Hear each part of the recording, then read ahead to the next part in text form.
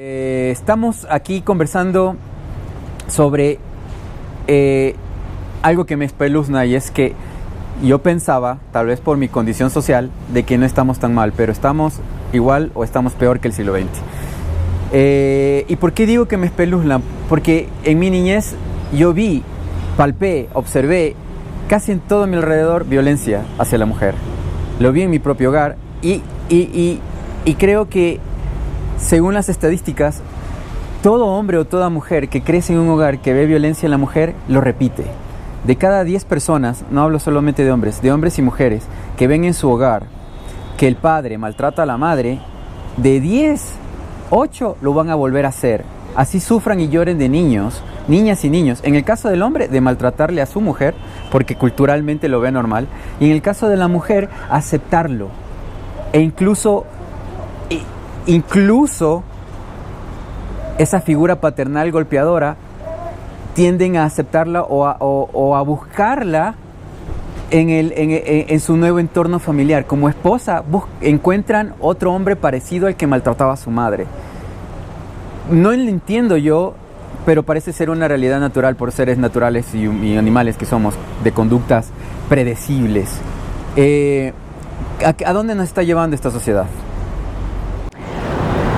Pero eso que tú dices, desde mi percepción, es volver a ponerle a la mujer en el centro del problema como la culpable, como la que acepta, y desligarle o deslindarle al hombre de su responsabilidad. Estamos así porque existe violencia machista, y la violencia machista es ejercida por los hombres. Entonces, y no te digo que las mujeres no tengamos formas de resolver machistamente las cosas. No todas, obviamente, algunas.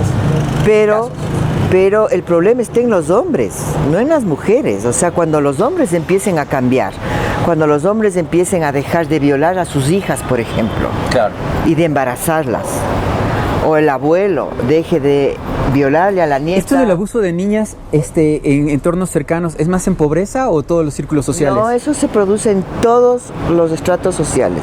Okay. El problema es de las mujeres pobres y de las niñas pobres. ¿Por el hacinamiento, el no, cerrado? No solo eso. Bueno, ya el hacinamiento puede dar lugar a que haya más.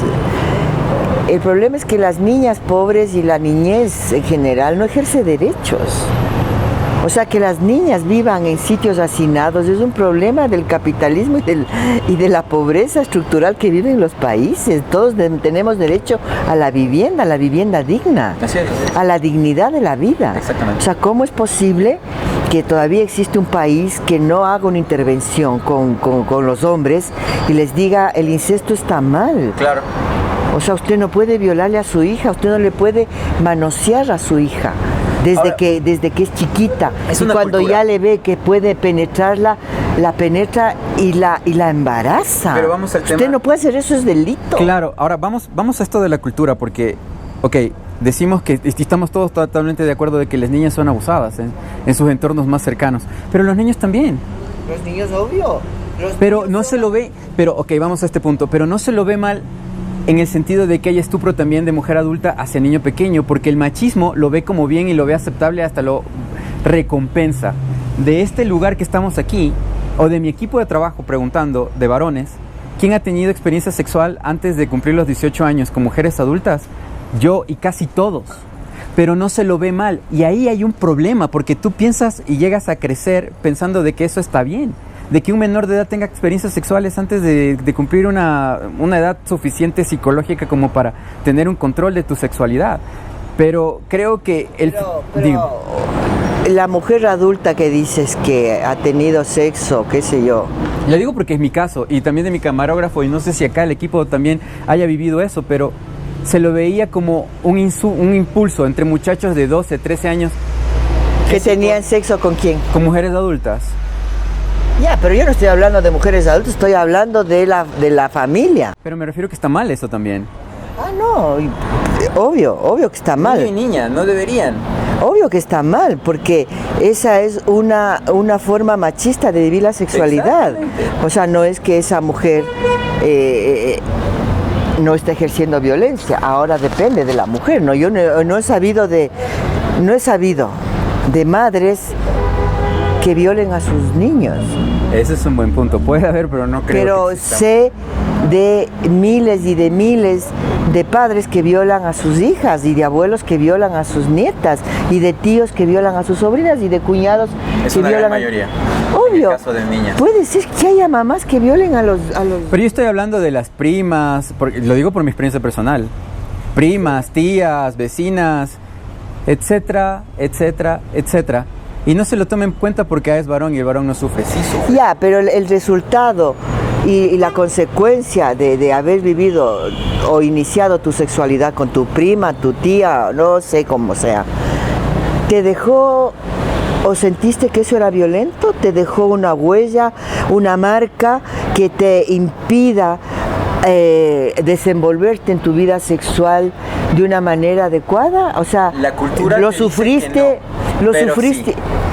Porque la cultura te dice, machista, te dice, está bien, esto es chévere, a menos que haya sido un hombre, porque cuando te viola un hombre, ahí sí hay crisis, y lo vives toda tu vida con la culpa y todo lo demás, pero en el caso de con el sexo opuesto, no lo ven mal, pero yo creo, y no ha habido estudios suficientes, de que eso en parte hace que tú te vuelvas un agresor.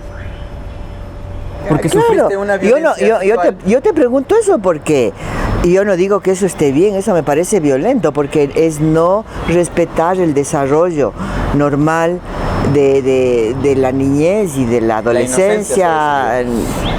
Sí, puede ser también inocencia, pero yo creo que tanto chicos y chicas necesitan vivir la sexualidad de acuerdo a su edad, de acuerdo a su madurez, sí, protegidos, acompañados, preservados de que haya violencia en eso. O sea, no se puede plantear, no, que es que para que no se haga maricón, que se acueste eso era nomás. así antes, así, con la prostituta. O no, pues, o con la prima para... O con la explotación doméstica. O con la empleada doméstica. Exactamente. O sea, es impresionante cómo la sociedad esta machista, patriarcal, qué sé yo, ha influido y ha socializado una forma de vivir la sexualidad para el hombre y para la mujer, o sea, es totalmente diferente. Pero eso no quiere decir que el hombre haya vivido su sexualidad feliz, porque ha vivido presionado por el entorno que le ha dicho, ya tienes que graduarte de hombre, cuidado, te hagas marica, vamos, te llevo, el paseo de fin de año tiene que incorporar la visita a un prostíbulo. Yo creo que eso se da todavía ahora, yo no creo que eso haya cambiado. Entonces, pero en cambio la mujer no, cuidado. Yo creo que eso ha cambiado un poco, yo creo que ahora las mujeres viven con más libertad su sexualidad, pero eso no quiere decir que las mujeres desde niñas, sobre todo en sectores más empobrecidos, sean sujetas de violencia sexual. De hecho, el año, por decirte una cifra que es pavorosa, el año 2019, 4.200 me parece, niñas menores de 14 años, entre 10 y 14, tuvieron su primera consulta prenatal en el sistema de salud. Y en el 2020, en el año de la pandemia, donde había más dificultades de que la gente vaya a los servicios de salud por la crisis sanitaria, 3.392 niñas entre 10 y 14 fueron a su primera consulta prenatal. Pero ¿cómo puede este país tolerar una cosa así? Claro. Todas son violaciones, todas. Aunque la niña haya dicho que sí, son violaciones, porque la niña, de acuerdo a su madurez, no está en capacidad de entender por qué está diciendo sí y cuáles van a ser las consecuencias.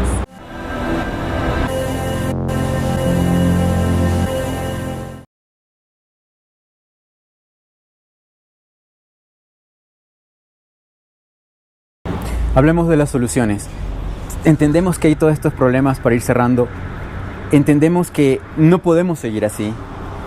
Y hay ciertos pasos pequeños, por ejemplo, las actividades que ustedes realizan ayudando a que haya un marco legal para que haya una mejor protección o un acceso a derechos que antes no existían. O sea, reconocer o identificar derechos. Hay derechos de la mujer en las Naciones Unidas, hay derechos mundiales, hay derechos del niño, hay derechos humanos. ¿Hay derechos de la mujer? ¿A qué me refiero? Las mujeres deben tener derechos especiales porque tienen esta realidad de que hablamos de que los niños pueden tener experiencias sexuales, pero los niños no se embarazan. Y por eso muchos niños no se sabe de sus violaciones, y lo digo como hombre, no sabe cuántos abusos yo habré sufrido en mi vida, pero por vergüenza yo no lo digo, porque como macho, o para que una mujer te pare bola, en la sociedad en la que vivimos, no puedes decir, yo soy víctima de abuso sexual, tanto de hombres como de mujeres, o de lo que sea, y así viven 80% de los hombres. Y nunca lo cuentan por vergüenza, porque el macho, en la cultura machista, no puede decirlo, y tampoco te embarazas, entonces tampoco lo dices. Y muchos amigos homosexuales míos me han contado sus experiencias sexuales en temprana edad, que ni la madre ni el padre lo sabe, porque el hombre no se embaraza. Entonces a lo que yo voy es que nuestros niños sufren una violencia sexual, niñas y niños, brutal. Y está bien que hablen sobre la violencia de la niña, pero es general, y ese niño que crece se puede volver violento y peligroso. Ahora, ¿hay derechos de la mujer a nivel específicos? A ver, pero que el niño o el adolescente o preadolescente no se embarace no quiere decir que en la familia o en la comunidad o en el colegio no se vean los signos de un niño abusado.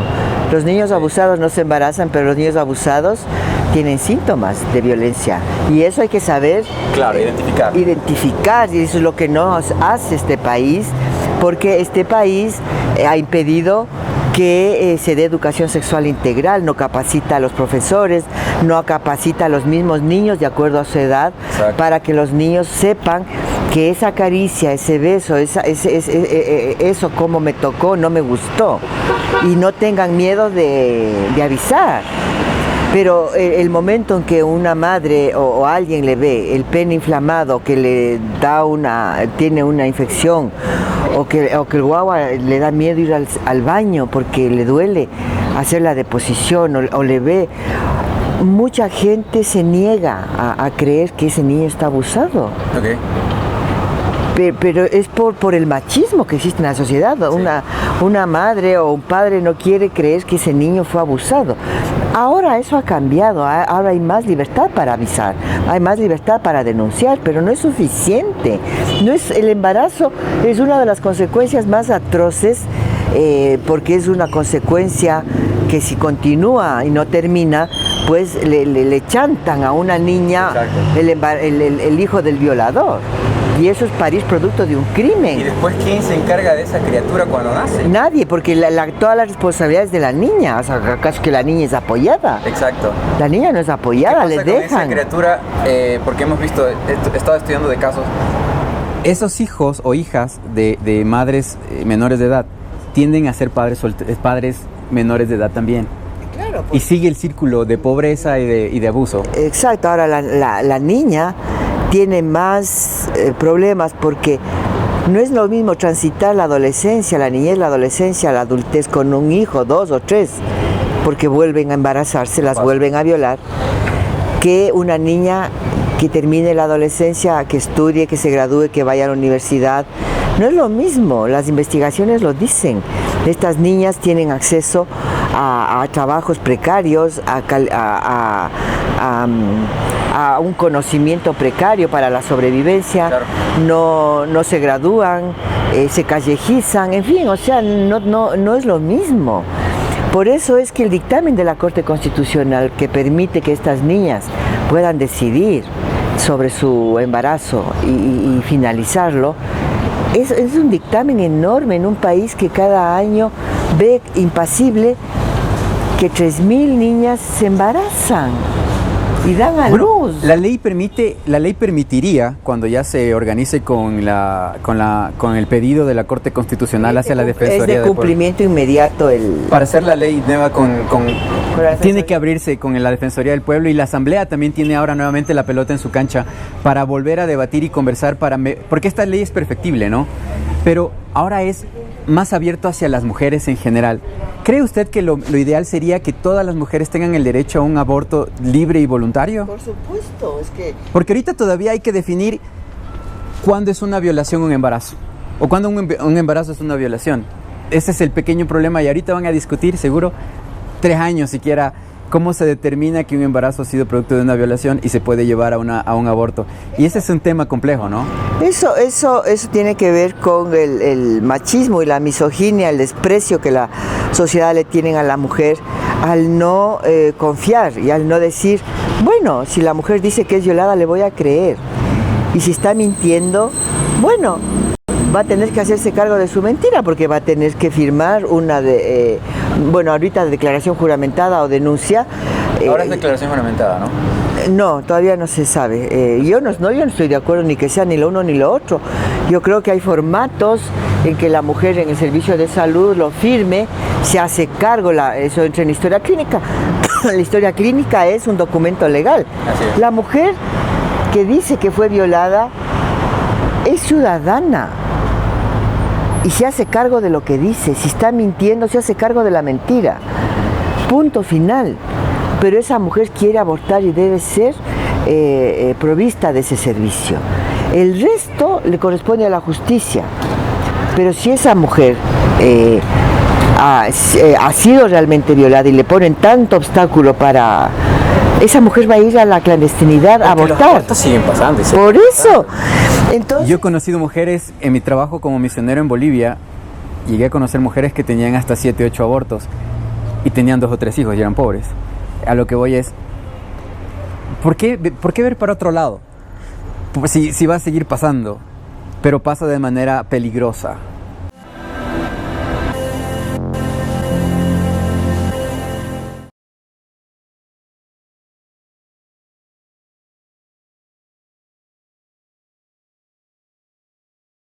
Estamos tratando de hablar de las soluciones de este problema, de esta enfermedad.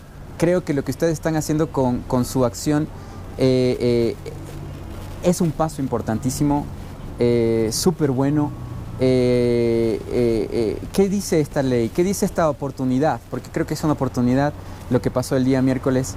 ¿Y qué proyecciones da esta acción, esta inconstitucionalidad en este momento? ¿Cuál es el trabajo que les toca a ustedes por ahora? Toca defender el dictamen, toca participar rápidamente en la construcción de la ley que la Corte manda a la Defensoría del Pueblo a hacer, que salga lo más rápidamente posible, pero que salga lo más apegado a la realidad, en el sentido de que las mujeres que necesitan un aborto cuando han sido violadas tienen que ser atendidas rápidamente, no tiene que haber obstáculos. Los obstáculos tienen que ser los menores y no tiene que existir. Entonces ahí la Defensoría tiene que escuchar a la gente que vive, que conoce a las mujeres violadas, la realidad de la violación. Entonces, pero toca defender sobre todo, porque el oscurantismo ecuatoriano no se va a quedar tranquilo con este dictamen. Seguro que no. Van a querer revertirlo, y si no lo pueden revertir, por eso digo, toca que la ley sea lo mejor planteada posible, para que, por ejemplo, la objeción de conciencia no sea un obstáculo, porque van a querer que el tema de los plazos no sea un obstáculo. O sea, porque van a decir, bueno, si ya está embarazada, el menor plazo posible. Entonces, no, o sea, hay que estar pilas en ese sentido, porque todo este grupo de la oscuridad y de la violencia que vivimos las mujeres en este país, liderado por estos grupos oscurantistas, pues van a querer revertir este avance. No lo van a poder hacer, pero hay que seguir luchando. Porque yo, según lo que leí entre las 101 páginas del veredicto de la Corte Constitucional, lo que me indica, lo que me hace sentir a mí, y agradezco a PS Legal por su asesoría en estos temas constitucionales, que me han ayudado a entender varios puntos como abogados, como buffet de abogados. Me ha ayudado mucho en estos 2 días. Es el primer paso, es el primer escalón de un edificio de 100 pisos, de lo que ya hemos hablado. Hay más acciones legales, muchísimas más leyes y normas que deben regularse, muchísimas más acciones que el Estado debería hacer. Eso tiene que ver con el pacto fiscal que usted promueve y está luchando por. ¿De qué se trata el pacto fiscal? A ver, el pacto fiscal nace en el proceso de la elección, en el proceso de incidencia que la Coalición Nacional de Mujeres hizo con los candidatos. La Coalición Nacional de Mujeres, que es el espacio en donde yo milito, es un espacio que primero hizo el informe Sombra. El informe Sombra es un informe que relata y le demuestra a las Naciones Unidas, al comité de la CEDAW. La CEDAW es la Convención por la Eliminación de todas las formas de discriminación a la mujer. Cuando usted me preguntaba si las mujeres tienen derechos a nivel internacional, creo que me dijo, bueno, este es el marco, ¿no? La CEDAW es como la Biblia feminista, digamos. Las mujeres nos remitimos a la CEDAW porque ahí están muchas de las reivindicaciones de los derechos que nos hacen falta. Perfecto. Entonces, el Ecuador ha suscrito la CEDAW, lo ha suscrito en la Asamblea, en el Congreso, Es signante el Ecuador. Es signatario de la CEDAW, y la CEDAW, su cuerpo legal, digamos, su contenido es ley en el país, tiene un rango constitucional. Entonces, cada 4 años el país le tiene que decir a un comité experto de mujeres cómo va el cumplimiento de esta convención. El Estado hace un documento, pero el movimiento de mujeres hace otro documento, que es el informe Sombra, digamos, o informe alternativo. Entonces, en ese marco, la coalición hizo un informe muy detallado de cómo nos iba a las mujeres en el tema de violencia, en el tema de derechos sexuales y reproductivos, en el tema del empoderamiento económico, en el tema de la participación política, en el tema de la niñez y adolescencia, en el tema en el contexto de la pandemia. Entonces hay un documento, ¿no?, que fue entregado a las Naciones Unidas para que el comité de la CEDAW contraste. A ver, esto me dice el Estado y esto me dicen las mujeres. No solo presentamos nosotros, lo puede presentar cualquier persona u organización. Entonces el comité contrasta, el comité dice, pero dice una cosa y acá dice las mujeres dicen que en el Ecuador el gobierno en estos últimos 4 años eliminó el presupuesto para la disminución del embarazo adolescente. Real. Y sin embargo acá no me dicen nada. Aquí me dicen que disminuyó el presupuesto para la implementación de la ley. Y acá me dicen que sí, que dio 5 millones, pero acá le decimos, sí, dio 5 millones, pero necesitábamos 11. Entonces ese es un informe, ¿no? Entonces a partir de ese informe, en el transcurso de la campaña electoral, lo que hizo la coalición fue reunirse con los candidatos que aceptaron reunirse con nosotras para que escuchen la problemática que no fue incorporada en sus planes de gobierno. Ni Arauz ni Lasso pusieron en sus planes de gobierno todo lo que implicaba. Creo que los dos eran candidatos machistas, los dos. Sí, bueno, al final los dos incorporaron. Porque decir que solo las mujeres, como Arauz decía, solo las mujeres son las amas de casa que cuidan el hogar, me discriminó por lo menos a mí, que yo soy amo de casa y que cuido a mi hija y que hago la comida para mi señora en el almuerzo. O sea, y yo estoy seguro que esos $1000 los hubiera usado, bueno, por dar un ejemplo simple, no es que haya ido esa parte, pero si yo fuera un hombre pobre, seguro que hubiera preferido 1000 veces, antes de comprarme zapatos o pantalón, las cosas que necesita mi hija. Claro. Entonces, pero quizás yo soy una excepción a la norma, ¿no?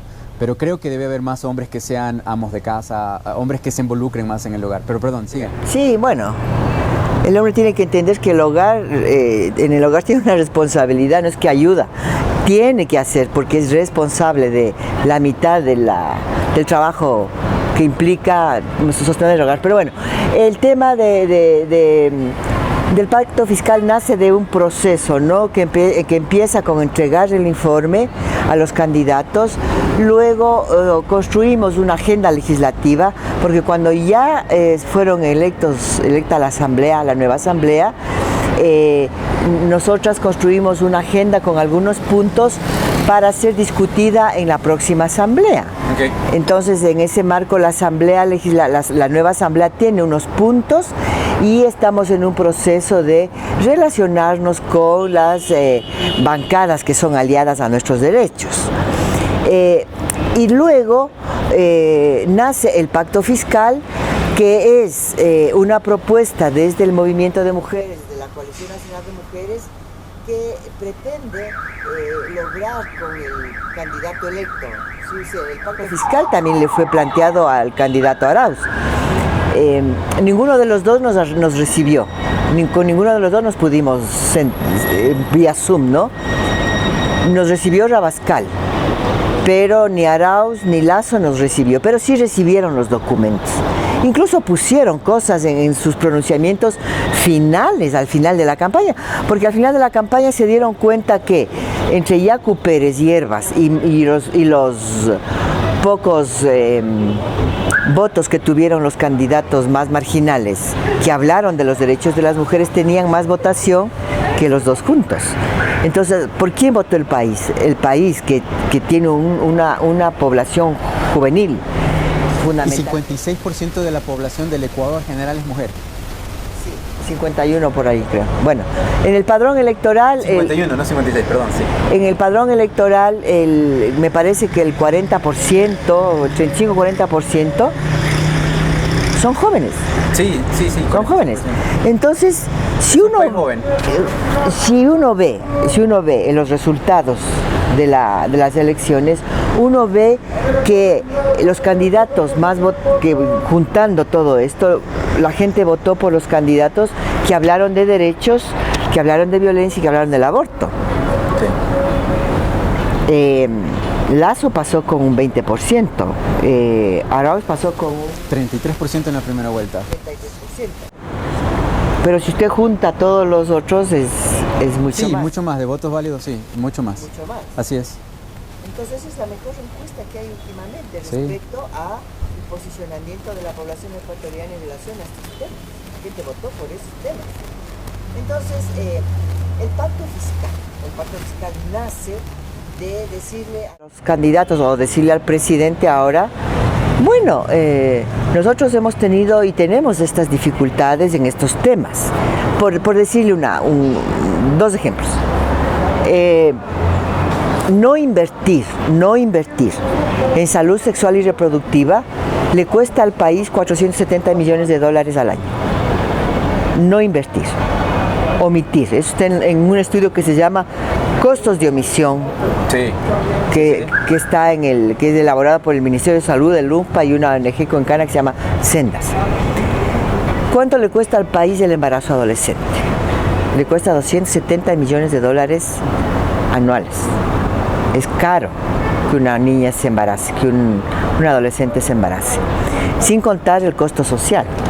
El costo social monetizado, eso no se sabe porque es incalculable. En entrevistas y en encuestas que hemos hecho anteriormente en pandillas, la mayoría de los pandilleros nunca conocieron al padre y venían de un hogar, en muchos casos, violados. O sea, una mujer menor de edad que lo tuvo como hijo y por la misma vergüenza cogió a ese niño y lo mandó a la abuela o a algún lugar y ese chico se crió afuera y nunca conoció el amor de hogar. No. En el caso de las cárceles pasa lo mismo. Sí. La mayoría de gente que ha delinquido no supo lo que era un amor de madre.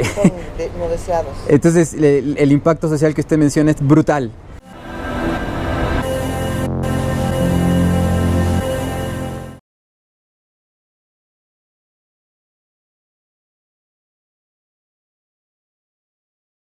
Dos de cada 3 embarazos en este país son no intencionados. Es que la gente no puede entender una cosa tan grave como esa. En el marco de la violencia, por ejemplo, para no alargarme tanto, al país le cuesta 4.608 millones de dólares anuales la violencia en contra de la mujer. 4.000, o sea, pues que es una cifra, no es cualquier cifra. 4.608 millones de dólares. De esos 4.608 millones de dólares, la mitad se lo subsidia a la misma mujer. Ella misma se cura, se va al psicólogo, ella misma paga el abogado, el trámite, ella pierde por su emprendimiento o por su negocio que deja de atender porque está violada, violentada. ¿Cómo es posible que sobre los hombros de la mujer caiga la rehabilitación y la restitución que le corresponde al Estado? ¿Cuántas mujeres, se sabe tal vez el dato de cuántas mujeres estarían muriendo por abortos clandestinos, tal vez? No, porque como es ilegal, esa cifra es camuflada. Claro. no se sabe. Pero alrededor de 10.000 mujeres entran a los hospitales para resolver las complicaciones de abortos, que son abortos provocados. Esas estadísticas sí se tienen. Claro. Las consecuencias de... Claro. Okay. Sí, sí, sí.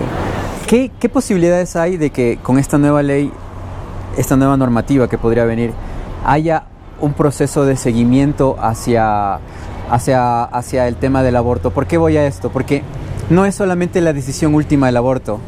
Me refiero a que además del abuso que en algunos casos puede darse, o si es que en algún momento llegamos a tener una ley que permita que las mujeres por libre voluntad y derecho aborten si desean, ¿todo aborto trae una consecuencia psicológica? No, al contrario. ¿Emocionales? Para nada, abortar? No. Ok, eso no sabíamos. Hay afectaciones mentales por no abortar. La mentira del síndrome posaborto es una mentira inmensa, ¿sí? Que se la inventó un gringo antiderechos, se inventó el síndrome posaborto. Eso no existe. Como una especie de depresión de ir en contra, lo leí, en contra de la naturaleza, del instinto materno de la mujer. El instinto materno no existe. Okay. El instinto materno no hay. Si hubiera instinto materno, las mujeres no abortarían. ¿Qué tiene? Que el instinto materno aparece cuando... Bueno, es que el humano es interesante. El humano es el único mamífero que se suicida, ¿no? Es más inteligente, digamos, en cierta forma. Pero tal vez porque puede. Entonces, no sería necesario. Sí, ayuda psicológica de post-aborto. El tema del aborto con alguna consecuencia psicológica se da por la ilegalidad, por el carácter de delito y de pecado que las mujeres viven. Culpa. Porque viven con culpa, pero es una culpa innecesaria. Es que es interesante la diferencia que hay entre mujeres feministas, mujeres que han crecido empoderadas en sus derechos, en su cuerpo. Esas mujeres no sufren ni tienen ningún problema cuando abortan.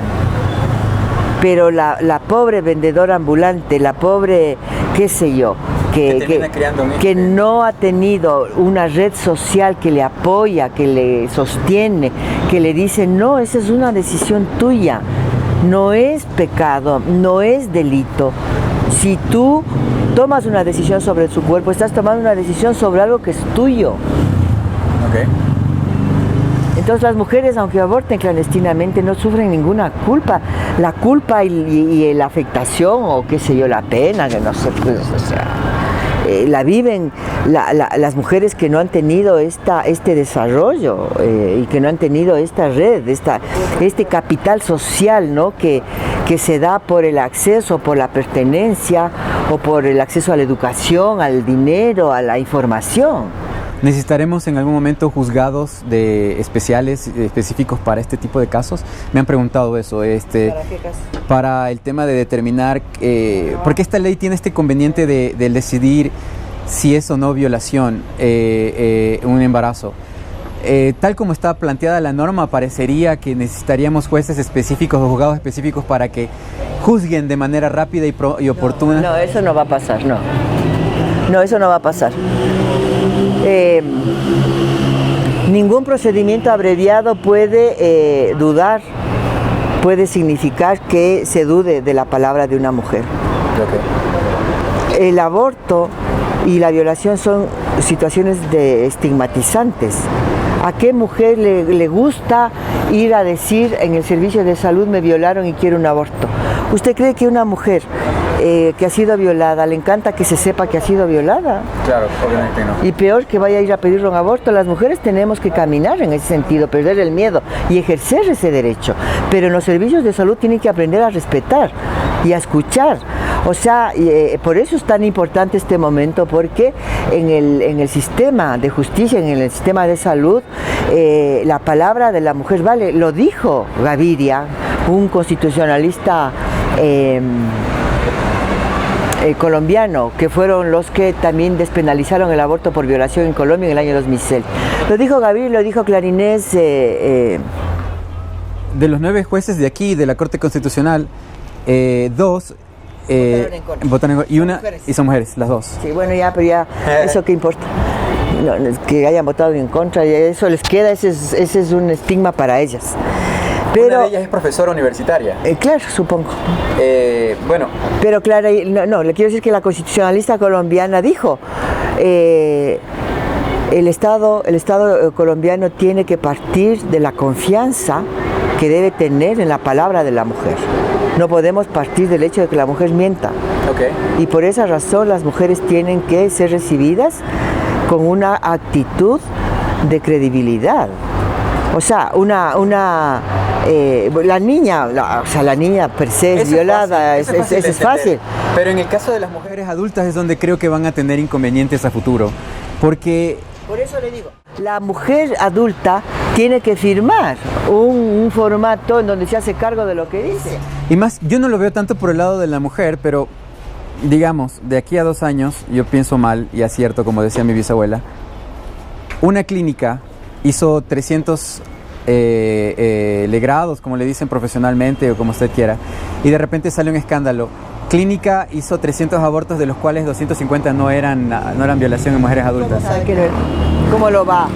Prensa, amarillismo, ya, que lo haga. Denuncia, demanda. Eso va a pasar. Demanda o los grupos estos pro vida. Pero ¿qué es preferible? Que una mujer, que van a ser pocas, porque eso no va a suceder en el sistema público, ¿no? Ah, claro, en el sistema público no. Pero en una clínica sí te podrían estar cobrando $3,000 por un aborto. Probablemente, no. O sea, me refiero a que el capitalismo, como es tan bueno, lo va a upar, lo va a atrapar, lo va a encontrar, lo va a aprovechar. ¿Pero qué es preferible? Que una mujer... Totalmente de acuerdo usted. ¿Qué es preferible? Que una mujer acceda a un aborto seguro, que salve su vida, aunque haya mentido, a que se muera. Yo puedo tolerar un porcentaje que va a ser mínimo de mujeres que mientan, sí, a que esta ley no exista. Totalmente de acuerdo con usted. Así de simple es la vida. Así es. Y así uno tiene que hacer los análisis. El beneficio es mayor que esa minoría. Como hablamos la semana pasada sobre el tema del COVID, en el caso de las vacunas, el beneficio, sí, hay gente que puede morir por alergia a una vacuna, pero se salvan millones. Entonces, sí, es igual, ¿no?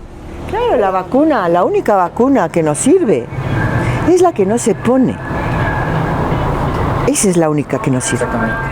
Creo que con eso podemos quedar. Creo que el tema abarca mucho más, pero el empezar... Es como el aborto, el único aborto que nos sirve es el que no se hace, porque pone en riesgo a la mujer. Exactamente. Ha sido muy grato el conversar con usted. Yo he aprendido mucho de usted. He abierto los ojos hacia muchas cosas. Nuestras hijas, madres, abuelas han vivido una sociedad violenta hacia la mujer. Es lo que creo que sienten las mujeres en una gran mayoría. Y creo que hay mucho por hacer y los medios de comunicación debemos hacer aún más. No solamente nosotros, los pequeños, sino también los grandes, porque ellos educan a la sociedad. Los medios de comunicación masiva que están en este camino del mercadeo del espacio público de ellos, mal informan, mal enseñan violencia, replican lo que la sociedad mal hace, lo reproducen y lo reproducen y lo reproducen. Esperamos que haya sido grato para usted también. No sé qué tal pareció el café. Sí, rico, estuvo bien. Sí. El chocolate. El chocolate, discúlpeme. Agradecemos muchísimo a nuestra casa, aquí a Café Guayasamín, por la oportunidad de estar aquí y poder conversar con ustedes. ¿Este es el Café Guayasamín? Este es el Café Guayasamín. Es un café propio ecuatoriano, hecho con amor, para poder potenciar este sabor del propio café nacional, y que de paso proviene de una familia noble, ¿quién no sabe quién es Guayasamín en Ecuador y en el mundo, ¿no? Un gran pintor, un exponente del arte nacional ecuatoriano, que supo plasmar en su obra la ternura de la mujer, el dolor de la mujer y el sufrimiento de la mujer. Y creo que eso es también interesante, que podamos haber combinado esas dos cosas, eso que pudo lograr Osvaldo Guayasamín, y que esperamos que nosotros también, en cierta manera, con nuestro trabajo también podamos colaborar, porque la mujer es lo más bello que hay en este mundo. Ahora, sí, claro, obvio que sí.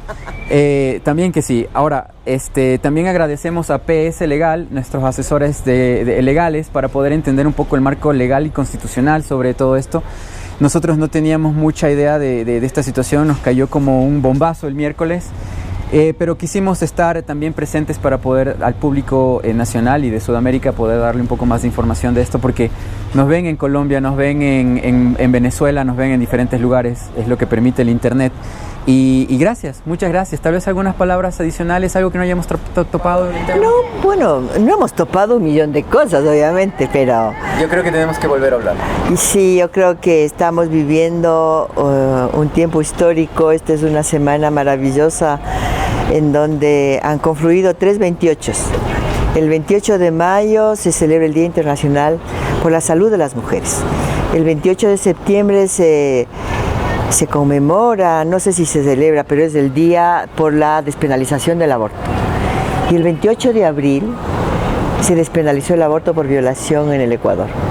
O sea, son 28 simbólicos. Bravo, que hacen que la sociedad ecuatoriana sea más humana, más justa y más igualitaria, menos violenta. Excelente. Gracias por vernos en donde quiera que se encuentren. Esto ha sido todo por hoy en Diagnóstico Social. Soy Hugo Godoy. Hasta luego.